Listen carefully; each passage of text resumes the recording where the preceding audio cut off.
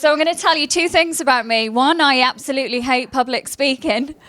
And I've done it for years now, but it was one of those things when I first started out and they've put a mic in your hand, pushy people like Morella, that says you need to be in the spotlight. So that is why I do it, based off the success that I've had. But two, I talk very quiet as well. So this is not a great combination, is it? But I'm going to share with you today a little bit about my journey and then some of my favourite projects that I've done and their problem projects. And I'm going to talk to you about how I've resolved those problems to make money. Who here wants to make some money? Of course. Everybody. Fantastic. So I'm Hayley Andrews. I've been in the industry now since 2002. I've done every different strategy you could possibly think of, all of the creative stuff, lease options, rent-to-rent, buy-to-lets, small HMOs, large HMOs up to 21, 22 beds, cluster facts, bars, restaurants, schools, pay and display car parks. My portfolio is a multi-million-pound property portfolio across commercial and residential. I own a estate and lettings agency, a training organisation across 18 different countries. What else do I own? A construction company. And I'm also the founder of Hard Hats to Heels, which is a female community. How great is it to just be in a room full of women? Yeah, amazing. What I actually love about being in a room full of women is you walk through the door and you breathe out. Your jacket gets on the wall, you pick up a bit of what you fancy, and you relax. And I find that when you're in a room full of men or a mixed room, why this space exists is because there's no ego at all. Whether you're just starting out or you've been in the industry 20, 30 years, you leave that at the door, you show up as your best self, and you network. So I absolutely love being in a room full of women. I am going to apologise, I do swear. Is that going to be beeped out? Or But just a little bit more about what I do, and then I'm going to jump into the sexy stuff. I sit on several historical preservation trusts. I'm across 9 different academies as a governor. I do lots of charity work, and I'm also an angel on the hit Sky TV and Amazon Prime television show Property Elevator. Does anybody watch that? No? So Property Elevator is a, do you know Dragon's Den?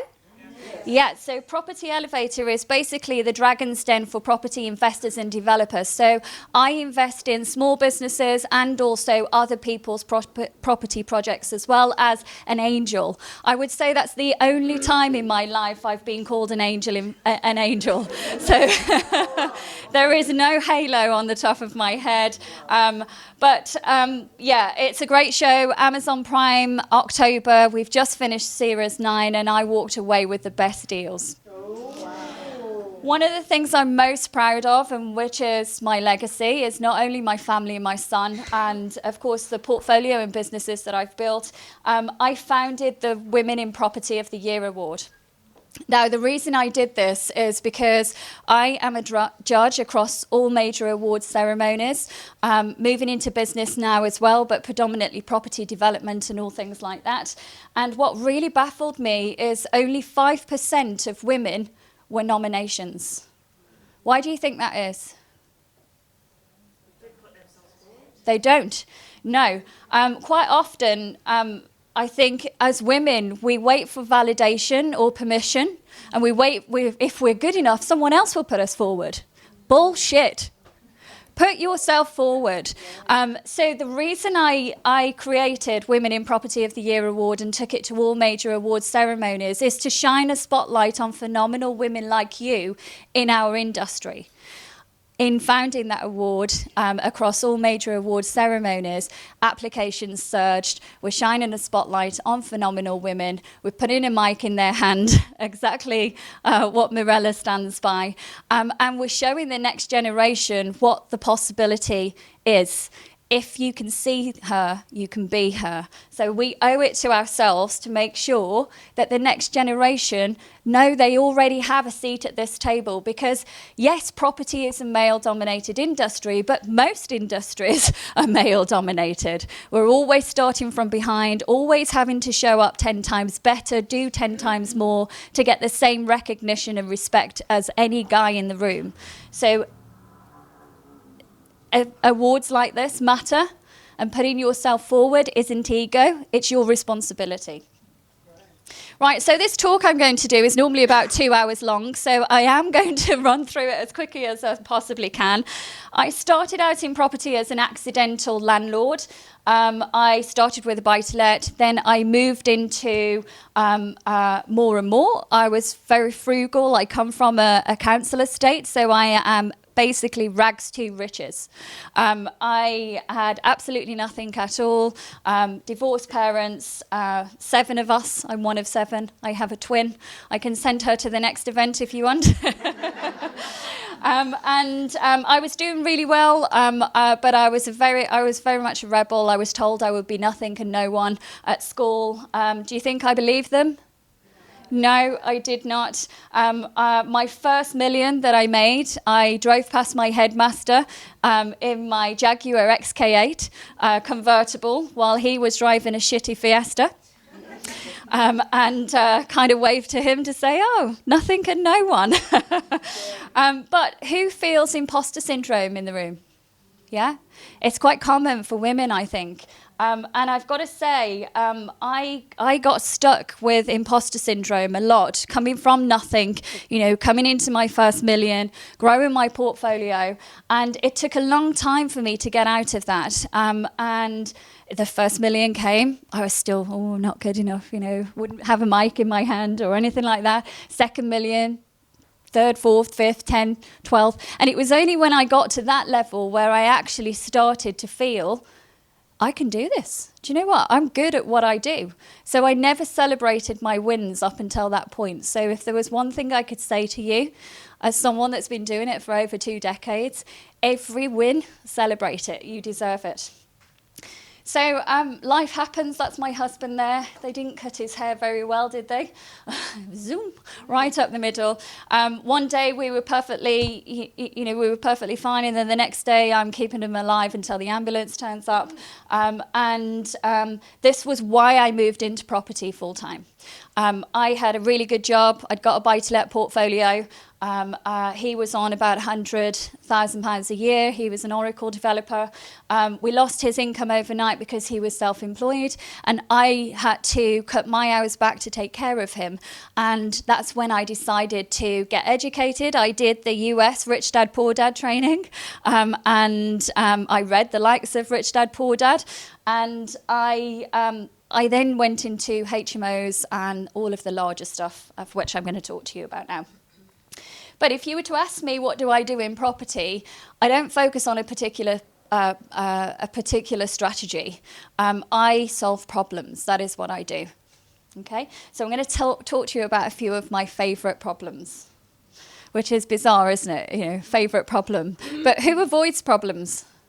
No. If you can solve problems, you'll make money, whether that is in business, property, or anything else. So a few of my favourite projects then that I'm going to talk to you about. This one is Parsons Street. So this came to me, it was in an area that I'd been investing in for about 10 years. This property was on the market. It was a developer that actually purchased the property. They'd done most of the conversion. They got planning permission. They did all of the hard work. They'd rented part of the property out but hadn't finished the rest of it. But they had an enforcement notice on the property, and they were on a bridging loan. They were coming to the end of their bridging loan. They'd overspent on the renovation. They wasn't able to complete, and they couldn't get a further bridge to release them from their initial bridge. So I came in and I purchased this at 720. I would have purchased it at 700, but my husband called them up and offered an extra £20,000 after I'd agreed the deal. So he's not allowed anywhere near the negotiation table. I have my own construction company, so we completed it all off. We got the covenant removed, which was because they put plastic PVC windows in this beautiful building, and it was in a conservation area, although this wasn't listed. The rental income on this now is £227,000 a year, and I actually pulled down £1 million from this property. So if you go back onto my LinkedIn profile, you'll see that I posted when I actually drew the £1 million down out of this property. So that is now worth 2.2 million. But really, this was about solving problems. So I got I got the enforcement removed. I moved out some of the tenants because they were there illegally on the wrong contracts. And I put the windows right and finished the development off, refinanced. I was in and out within 12 months. Yeah, really good deal. I still own this in my portfolio today, and it really is a cash cow. I could have stopped with that one. This one here is another problem property. This is a Grade 2 listed building. The property went into liquidation. I would drive past this property actually, and there was always every different colour Ferrari you could possibly think of on the driveway here. And I used to think, God, they're doing something right. What they wasn't doing right was paying their bills. So this went into liquidation. I purchased this on an unconditional offer. I completed within 30 days. I purchased it cash at £880,000. Now, the reason I purchased this property was because I was buying an office block around the corner that had a school in there. So I actually quite often will buy a property with a tenant in mind, so it's pre-let from day one. That protects your downside. Now, the reason I could put an unconditional offer on here is because I am on the board of several historical preservation trusts. This is a Grade 2 listed building, and the National Lottery Heritage Fund had funded the renovation and restoration of this building. So I knew all of the problems with the building had been solved based off relationships, networking, volunteering my time. But the beauty with this one is it was actually advertised as a development plot for residential, because you've got the building at the top here, the car park at the top there, this car park here, that building belongs to it as well. So it's all under one title, both listed. And then the ground drops and there was land at the back. So everybody looked at this as a residential development, and that's what it was marketed at. However, this is a Grade 2 listed building, it's a conservation area, there's protected views of the castle. I've worked in this location for many, many years. I knew that they wouldn't get planning permission for this property. So the reason I was able to get it at such a good price is because it was an unconditional offer. I only did that because I knew what I was doing and I knew the history of the building. It was already a great commercial asset management because I'd got it pre-let, come in at £196,000 with the school per annum. So as soon as we completed, they moved in. The £190,000 works that was done on the building, I did probably about 40 of that, but then they got it ready for Ofsted and everything else, so they made it fit for purpose. So that wasn't even my spend. I did get a vacant possession value on this one at 1.8 million, despite the fact that the tenant had got a £25 million turnover. However, I was still happy. I pulled out a couple of £100,000, but the icing on the cake with this is I do feasibility. Data is my go-to. That is what I do. The reason I was able to make more money out of this, out of what you're seeing up there, is because I went out and found out what was missing in the area. And what was missing was parking. Now, we didn't need all of this, and then it dropped down to a bowling green and tennis courts at the back. We didn't need that either. So I got planning permission for this, and the ground that drops below for 120 spaces. I got Parking Eye in on a 10-year contract, and that car park outside of that revenue, which was already a money in, money out deal, and 200 extra in my bank, this generates me £6,000 a month, and it's completely passive. Who's done car parks before? Who's going to do car parks now? So this is what I say when people say, well, what strategy are you focusing on? And my reply is always, whatever's going to make me money. Because if you overlook that and purely look at it as a commercial to residential, actually simple, stupid sometimes works. And that building was perfectly fine, fit for purpose for the intended use for the tenant that I was putting in there, and they were making it fit for purpose as well. So a clear asset management, buying right gives you options. Okay, I'd got cash to buy it, £880,000. I'd also, was buying another building that I was moving those tenants from because I was converting that one into residential. But I often protect my downside and do that. So it's about forward thinking. So if you are just focusing and tunnel visioned on one particular strategy and you're not open to options, then you're going to miss a hell of a lot of opportunity. Most developers walked away from this because the feasibility showed that a development plot wasn't going to work, because they were closed in their thinking. It's commercial to residential.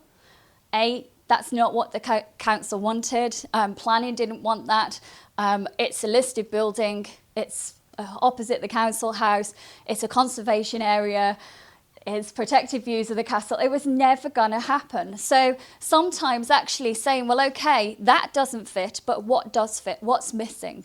So data doesn't lie. Always make sure you do your research and find out what's missing in an area, and actually you'll be surprised. Now, because of how good that car park is, I own other car parks, and I'm actually looking for large commercial buildings in prime locations where I can get planning permission to do pay and display car parks. I take full revenue from any parking, parking fees, that's it. And Parking Eye take the penalty charges. So never stay 5 minutes over on a Parking Eye car park, because they will get you, I promise. So that was a really, really great deal. But I wanted to show you that one, to show you problem properties. Now, I've only got 15 minutes left, so I'm going to brush over this one because I want to talk to you about the museum that I've just completed.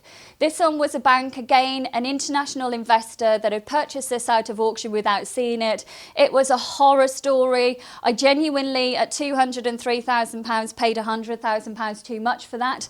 However, I actually got grant funding on this, so they funded the whole of phase one for me. The rental income on this, so I got grant funding of £320,000. Again, I pulled about £180,000 out of this deal, but everything that could have possibly have gone wrong with this did, and it was a complete nightmare of a project. My husband, I met at 16 and I nearly divorced him through this one. This was his wonderful idea, so don't always listen to your man, ladies. However, it did turn out to be a great investment. So sometimes when you can't actually see the project, what else is available to you? If you've got the council bringing projects like that to you, there's a reason why. It's because you've got credibility. They know that you will deliver. There are grant funding available for buildings with historical values, and also on the high street as well. So bear that in mind. Now, this is the museum. Now, this is my all-time favourite project. Not only did I make shitloads of money out of this, and I'm not going to lie, this was a building that I wanted. I used to go to as a child. I always said to my husband, I would love to own that property in my portfolio. So it was actually a passion project. So this is a museum. It's over 15,000 square feet. I actually negotiated this one as part of 3. And the idea with this one originally was to, I first looked at it commercial to residential. because it's a huge building. I thought, do you know what? And actually on the outside, when I show you in a minute, before I did the research on the actual building itself, it looked like there used to be brick windows and they just blocked them up because of council tax per window that used to happen many, many, many years ago. However, this is my son, Jack. He's a hell of a lot bigger now. This building had been empty for over a decade. It was a building that I knew and loved. It had every different type of rot, mould. It was awful. It actually, you didn't want to touch the walls as you walked past, and you actually couldn't go in this building without breathing apparatus. That's how bad it was. The idea with this one was, I brought this as part of 3. All 3 were from the council. And there was actually competing bids on this. So it's not always about the highest bidder either. It's about what you bring to the table. Now, people say to me, why do you volunteer your time and sit on the town's fund? Well, why do you think I volunteer my time and sit on boards and understand what money's being spent? Insight straight away, but also connections and relationships and people I can tap into. So yes, I love sitting on boards and volunteering my time. However, there's a method behind what I'm doing. So with this one, I knew that they were never going to give you commercial to residential. Really from the data, and that's my background, I'm a data analyst, what this area needed was a destination. So I put a proposal to buy all 3 buildings together and convert this one into Fun City. Has anyone heard of Fun City? Yeah. So Fun City is a next level entertainment centre, but I purchased this one alongside a fire station, which is a bar and restaurant, and then an office block, which we've turned into a boutique hotel. So, yeah, I mean, the numbers are just phenomenal on this one. And I can actually, although it's been completed, still get grant funding of up to 70% of that. It's not always feasible to get grant funding, but this, again, is a Grade 2 listed building. Again, I specialise in listed buildings as well. That's where my passion is. But I make a lot of money out of listed buildings because lots of people will stay away from them. Whereas I go find the problem, swat up, know what I'm doing, and then I'll make the money out of it. And that's very much what I like to do. I like to put those puzzles together, which is why I think anybody in property is a little bit crazy, actually. There's definitely something wrong with us. But I pulled a hell of a lot of money out of this, and it is now an entertainment quarter. This is the before pictures. We'd actually already started stripping out here. It's a huge building. Yes, I purchased it at £200,000, but it's over 15,000 square feet, over 5 different floors. Yeah, it was awful. We restored everything. We opened up all of the windows. We restored all of the original features, and we brought it into a funky bar, restaurant, laser tag arena. I've never designed a laser tag arena before. It was so much fun. Everything you see, including the art on the walls, I actually designed. I went out and found out what was missing in the area, and this is what the area needed. We created 40 jobs. We brought, it's over 4 million to the location with the other 2 properties as well. And we built a VR arena, a sports simulator, cricket cages, karaoke rooms, shuffleboards, funky bar and restaurants. It is so cool. It's unbelievable. Sorry? It's in Dudley Town Centre. So Dudley is one of the largest towns in the UK. It's in the Black Country, but you might know it. Birmingham it's not too far from Birmingham. But absolutely everything. And what this has done is it's regenerated and kick-started regeneration in the area. This is the former fire station, which is across the road. And that is a funky bar and restaurant as well. I own this on the outside as well, which is a scheduled ancient monument. The hotel, I don't have any after pictures of the hotel in this slide deck, but if you go onto my LinkedIn, Hayley Andrews, you'll see the after pictures. The hotel was offices. We converted that into, I got planning permission for 16, but we ended up doing 15. And again, I pulled a lot of money out of that, and it's all of this. So there's the museum, there's the glass house, here's the Royal Keep, it runs behind, and then I've got this land here, and actually every building you walk past from my car park I own as well. So I own about 17 million in this particular area, and when I finish the projects that I'm doing, it would be nearer 25. But it's a superb regeneration project, and actually the largest regeneration project I've done. But Fun City was always about creating the flagship, and what I'm doing now is working with market towns throughout the UK and regeneration teams to bring Fun Cities to locations throughout the UK. So heritage is very much where I'm at. I do absolutely everything. I've purchased 5 HMOs this year, 2 buy-to-lets.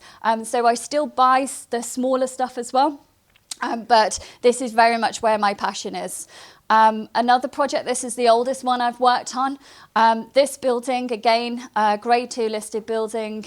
It's on the site of a medieval leper hospital. It's a scheduled ancient monument.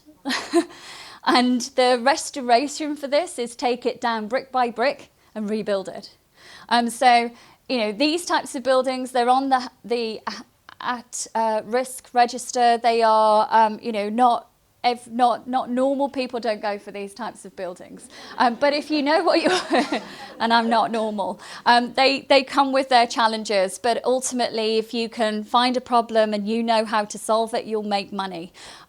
I am also, because as women, we wear so many hats. You know, I'm a mum. My son is coming 17 in April. He's huge up here now and taps me on the top of the head. But, you know, if you didn't accept, he's been my property his entire life. If you didn't accept me with a child strapped to my chest, we didn't do business. You do not have to choose as a woman, and quite often we think that we do. Or we'll sacrifice one thing so that we can have something else. But actually, I'm going to tell you, you can have it all. You do not have to choose. I created fun things for him to do while he was coming out on site with me. I look back now and think maybe health and safety and all things like that, probably shouldn't have done some of those things. But you know, for me, family, being a wife, being a mother was something I wasn't prepared to compromise on. And I still made it work. If anybody's got any young children, I often give out the sheets that I would give him. I, you know, did pictures and things like that. He'd run around the properties, tick off how many toilets there was, if it was smelly, was there a brown swirly carpet, you know. So he had a badge that said Jack Andrews, operational manager, and all things like that. So you can actually include the children. I think it's becoming more and more acceptable, and this is why rooms like this really matter, because we are all something else. I am also, and it's okay to do that. I wrote my first book this year as well, where it is on leadership in property, communication, talking to guys on site, managing that side of things, which has come with its challenges over the years. And I also write for Blue Bricks magazine. You can sign up there for free. And I put lots of different things out every single month.